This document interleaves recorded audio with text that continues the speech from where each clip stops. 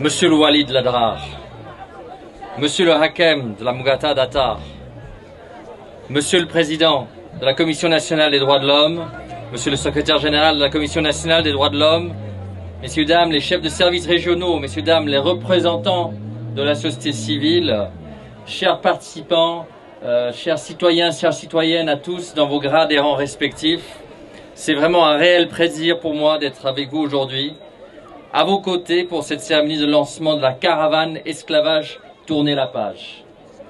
Merci, Monsieur le Président, pour cette invitation. Permettez-moi, très chers participants, tout d'abord de féliciter vivement la Commission nationale des droits de l'homme pour l'organisation de cet événement. Je pense que notre présence ici, à tous, démontre, je crois, un consensus très clair que l'esclavage est l'une des pires formes de traite des personnes qui existent encore malheureusement dans le monde.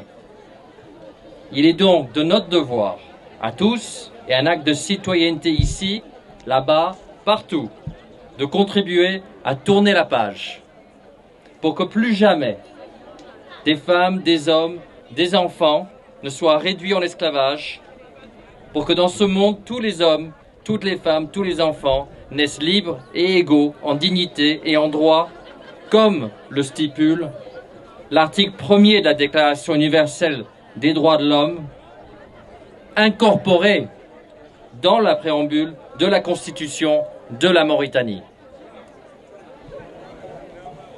Chacun de nos pays a signé des conventions, des traités juridiquement contraignants.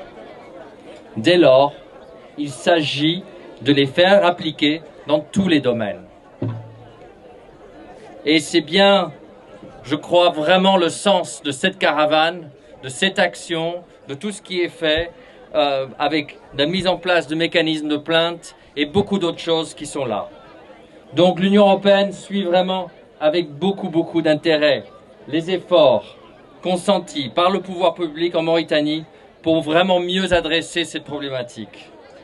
Je me réjouis des acquis, tant sur le plan législatif, par la promulgation de la loi contre l'esclavage et ses séquelles, que sur le plan juridique et institutionnel, par la mise en place des tribunaux dédiés aux cas présumés d'esclavage. Il est évidemment important qu'une attention particulière soit accordée à la bonne mise en œuvre de ces dispositions et au suivi de l'application des décisions de justice. Et encore une fois, je crois que c'est vraiment le sens de toute cette sensibilisation, tout ce qui est fait là avec vous aujourd'hui. Et je me réjouis vraiment de vous voir si nombreux, si nombreuses ici avec nous aujourd'hui. Vraiment merci. Les droits de l'homme sont des valeurs fondamentales de l'Union européenne que nous essayons de soutenir à l'intérieur comme à l'extérieur de notre continent. Pour ce faire, nous travaillons étroitement avec les institutions nationales et internationales de droits de l'homme, comme la Commission nationale des droits de l'homme, ici en Mauritanie. En effet, cette institution constitutionnelle et indépendante joue un rôle important pour promouvoir les droits de l'homme et pour prévenir leur violation. Mieux, cette institution est une force de proposition aux différentes institutions étatiques en matière de droits de l'homme. Donc, en étant réunis ici aujourd'hui, représentants de l'administration territoriale, services techniques déconcentrés, corps de justice, corps de sécurité, organisations de la société civile et leaders d'opinion, hommes et femmes, citoyens, citoyennes, nous démontrons notre respect partagé des droits de l'homme.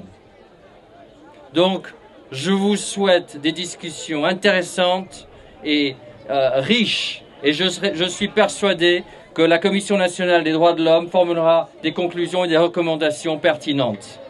Soyez sûrs, vous pouvez compter sur l'Union européenne pour vous appuyer dans vos démarches. Je vous remercie vivement.